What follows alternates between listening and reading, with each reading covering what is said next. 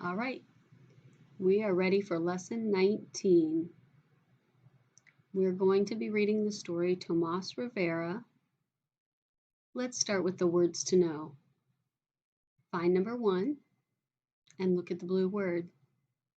Work, W-O-R-K. People go to work every day. 2. G-R-E-A-T, great. She did a great job baking this cake. The next page, find number 3. Talk, T-A-L-K, talk. He likes to talk with customers at his job. Find number 4. Paper, P-A-P-E-R.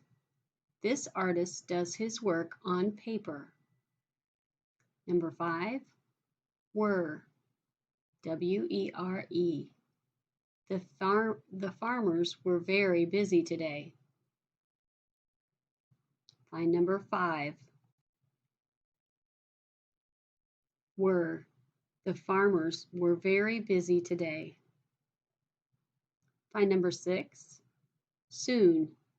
Soon it will be time to go to lunch. Soon. 7. Laugh. L-A-U-G-H. A silly clown makes everyone laugh. Number 8. Done. He goes home when the work is done. D-O-N-E. Turn the page. This week, we're going to work on sequence of events. The order of events in a selection is called the sequence of events. In many selections, the events are told in time order. As you read, think about what happens first, next, and last. You can use a flow chart to tell the order of events. You've seen these before. First, next, and last. Page 127 at the top in the green says history. People did many things long ago that we still do today. They went to school, they worked, families had fun. Today we also do new things that people did not know about long ago. You will read about a boy and his grandpa in Tomas Rivera. What I want you to do is think about this. What do you do that your grandparents did not do as children?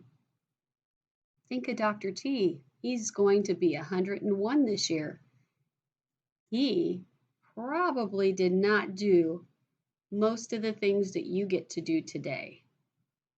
Likewise, he probably did a lot of things back then that we don't do today.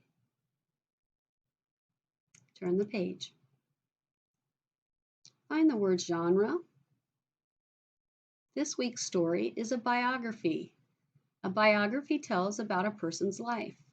As you read, look for information about why the person is important and events in time order, first, next, and last. You see on page 129 a boy with a pencil, and the name of the story is Tomas Rivera. My guess is that is Tomas in the drawing. Let's go back to 128 and meet the author, Jane Medina. Jane Medina is both a teacher and a writer, just like Tomas Rivera. She began writing when she was a teenager. Since then, she has written books of poems in Spanish and English. Meet the illustrator, Renee King Moreno. As a young girl, Renee King Moreno loved to draw and paint. She also loved going to the library. She studied art in school, and now she illustrates children's books. Tomas Rivera. Our essential question is, why is it important to learn about people from the past? Turn the page. Put your fingers under the words and read with me. Tomas Rivera was born in Texas. Tomas and his family went from place to place picking crops. Next page. Tomas helped pick crops all day. It was a lot of work. When the work was done, Tomas would talk with his grandpa. Turn the page. Come quick, Grandpa called. It's time for stories. Next page. You tell the best stories, Tomas said. I wish I could tell great stories too. Turn the page. Fingers under the words. The next day, Grandpa said, we can get lots of stories for you, Tomas. When? Asked Tomas. Next page. Quick, hop in, Grandpa said with a wink. I will show you. Grandpa drove the truck up the road. Turn the page. This is a library, said Grandpa. Look at all the books, gasped Tomas. Read all you can, Tomas. It will help you think of lots of stories, said Grandpa. Turn the page. There were lots of books for Tomas to read. Some were funny and made him laugh. He read about boats, trains, and cars. He dreamed of space. Soon Tomas was thinking of his own stories. Tomas began telling his stories. Then he wrote them on paper. Turn the page. When he was a grown-up, Tomas got a job as a teacher. He still wrote stories. Tomas Rivera's stories tell about people picking crops, just as his family did.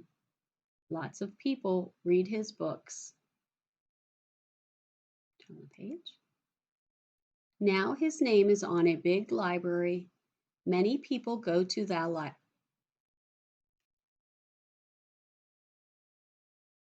Now his name is on a big library. Many people go to the library. They get books just as Tomas did.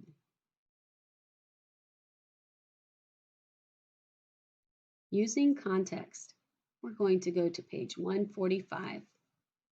When you don't know what a word means, you can either read the other words in the sentence to help you figure it out. You can also look at the pictures.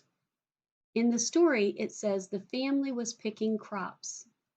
You can use the word picking and the picture of the farmer's field as text evidence to figure out what crops mean.